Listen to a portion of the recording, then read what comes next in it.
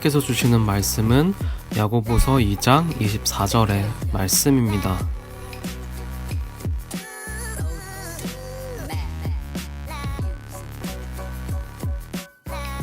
오늘은 야고보서를 통해 그리스도인으로서 행위를 어떻게 바라보아야 하는지, 그리고 어떻게 해야 하는지에 대해 말씀을 전하고자 합니다. 야고보서 2장 17절의 말씀입니다. 이와 같이 행함이 없는 믿음은 그 자체가 죽은 것이라. 행동이 없는 믿음은 죽은 믿음이라고 말하고 있습니다. 즉 참된 믿음이라는 것은 믿음과 행함으로 구성되어 있어서 믿음과 행함이 분리되면 죽은 믿음이 된다는 것입니다. 이렇게 야고보서가 행함을 강조하고 있기 때문에 어떤 사람들은 야고보서를 성경에서 빼야 한다고 말하기도 하고, 성경의 잘못된 점, 그리고 모순이라고 말하기도 합니다. 그러나 이렇게 야고보서를 바라보는 것은 잘못된 것입니다. 그 이유를 두 가지로 말하도록 하겠습니다. 첫째로, 야고보서에서도 믿음을 강조하고 있기 때문입니다. 야고보서 1장 5절에서는 우리가 지혜가 부족하면 구하라고 가르치고 있습니다. 그리고 바로 6절에 지혜를 구하는 방법은 믿음으로 구하는 것입니다. 야고보서 2장에서는 사람의 겉모양으로 보고 판단하지 말라고 가르칩니다. 그 이유는 우리가 예수 그리스도를 믿는 성도들이기 때문입니다. 또한 5장에서는 병든 자들이 있거나 죄를 지은 사람이 있으면 믿음으로 기도하라고 합니다. 믿음으로 기도하면 병이 나을 것이고 죄도 용서받을 것이라고 말하고 있습니다. 이렇게 야고보서도 다른 서신들과 같이 믿음의 중요함에 대해 말해주고 있습니다. 둘째로, 야고보서를 성경의 모순이라고 말하는 것이 잘못된 이유는 바로 야고보서도 로마서와 갈라디아서처럼 같은 이야기를 하고 있기 때문입니다. 갈라디아서 2장 16절의 말씀입니다. 그러나 우리는 사람이 율법을 지켜서 의롭게 되는 것이 아니라 예수 그리스도를 믿음으로 의롭게 된다는 것을 알기 때문에 우리도 그렇게 되려고 예수 그리스도를 믿고 있습니다.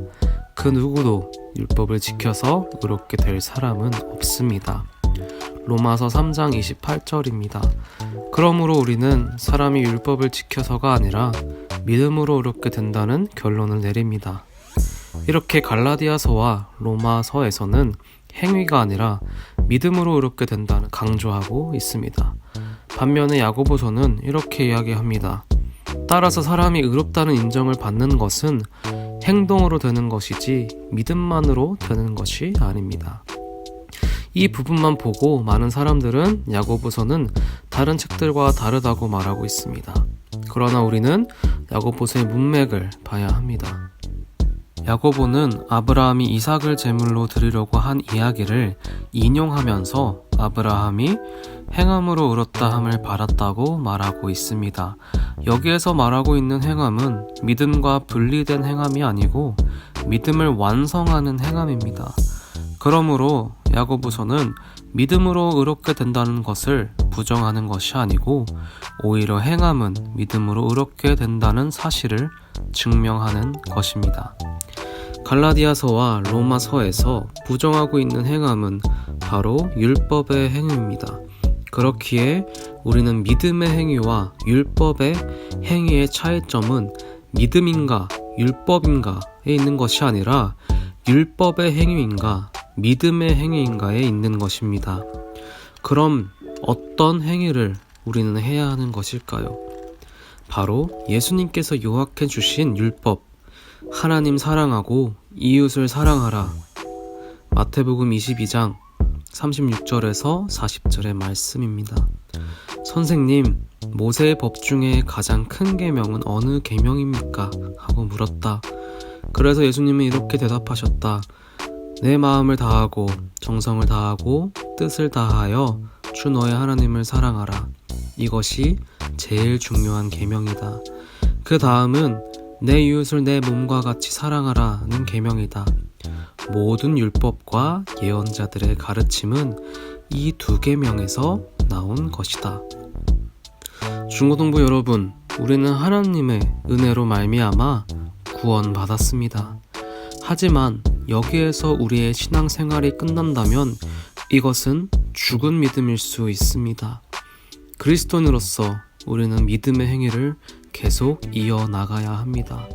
여러분들이 행하고 있는 것들이 율법적으로 하고 있는 행함이 아니라 하나님 사랑하기 위해 그리고 이웃을 사랑하기 위해 행하는 믿음의 행위가 되기를 기도하고 축복합니다.